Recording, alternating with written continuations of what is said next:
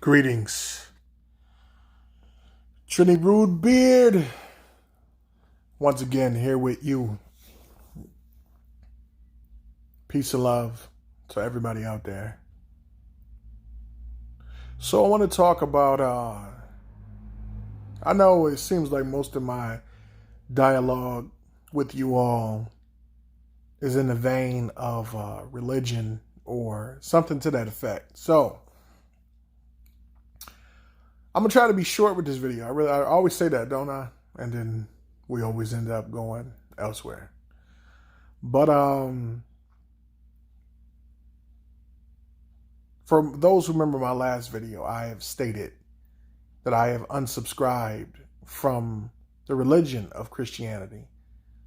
Not because I'm turning my back on God. It's just that in my study, mind you, at one point in my life, I was a part of a ministry and I was actually studying to be an elder in the church. First a minister, then an elder.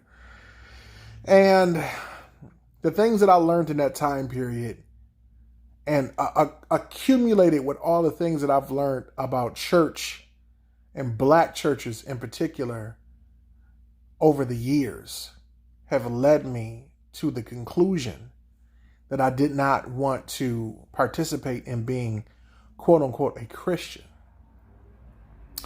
I already segued this because the last conversation I spoke about this, I've had people send me strange messages. Oh, you're leaving God. You're leaving the Father.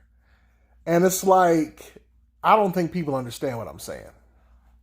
And I can't explain it all the way to everybody because they're not going to understand.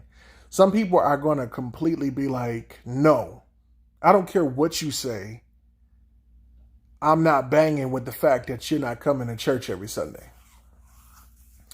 And if that's the way you feel, cool.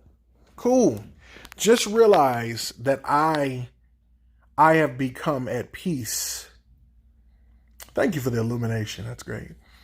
I've become at peace with that. It's the reason why I've had to start a whole separate page for my YouTube rants, and because people will be alarmed if I swore, and I've been swearing for quite a long time. But I always felt like I had to put this mask on for the Christian church because they would judge me. And it's funny because as we read scriptures that say to judge not, lest you be judged, but people will continue to judge. They don't know my life. They don't know what I've been through. The things that really changed my life forever. So the reason I'm bringing all this up, I'm saying all of this, is because my mom had mentioned I love my mother, and if anybody that is a part of this page or even visit these blogs that I do, you know my mom's a great person, very wise woman, very sweet. Not just saying that because she's my mother. She's taught me a lot. I've learned so much from her, and I've taught her some things. And I still will go to church. I don't think there's nothing wrong with going to church. Going to church is not the issue. It's more or less a matter to me of what is being taught at the church. And as long as that is above board, I can rock with the teachings. I believe in Jesus. I believe in God. I do not believe in religion. I am not a Christian. That is not the religion that my people were taught. That was something that when we were colonized, we were taught to believe. And those people felt like they were doing the work of God by doing that for us. And they didn't even consider us to be, they considered us property. They didn't consider us to be human beings. And so they took the choice of being able to choose. God gives us choice. God gives us free will. So how is some other group of European people going to come and say, I know God gave you choice, but now I'm taking that choice away from you.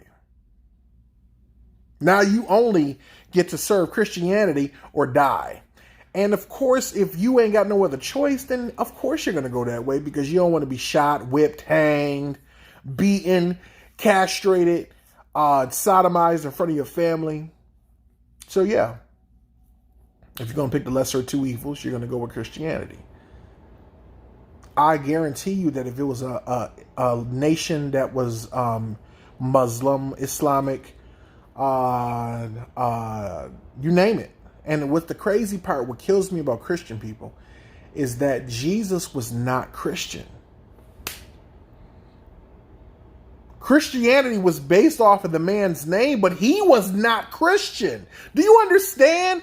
Do you know that there's factual videos out here and books like legendarily popular, like where people, psychologists and scholars who we mind you, we're at a time now where our scholars are not highly regarded like they used to be. People highly regarded Sigmund Freud. They highly regarded great minds like Benjamin Franklin, Plato. You know, but nobody pays attention to the other scholars that are out now or that have been out in the last 25 years. I mean, there's so many people who have said some unbelievable things that you can actually document and see that it's official. But people ignore that.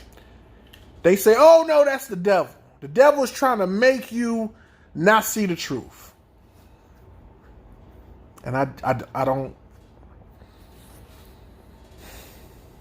believe that.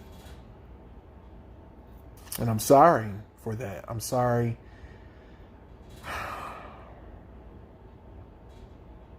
I'm sorry that y'all want me to believe that.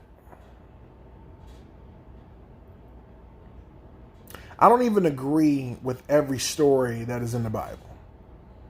I believe that people have misinterpreted the Bible immensely, to the point of not even understanding which parts of the Bible were actual stories and which parts were learning situations and which parts were factually true. And there's this big noise with the Christian philosophy about, being able to scientifically prove Jesus' existence or even certain scrolls. And I remember the Vatican released a thing talking about that they thought that they had the original, some bones that they believe belonged to Peter, that they mysteriously somehow found in the Vatican. After all these years, I think they're trying to give people a reason to believe, just like they made decisions and made concessions with paganistic beliefs in order to support the holiday system. That goes for Christmas. That goes for Easter. That goes for Halloween, which duh.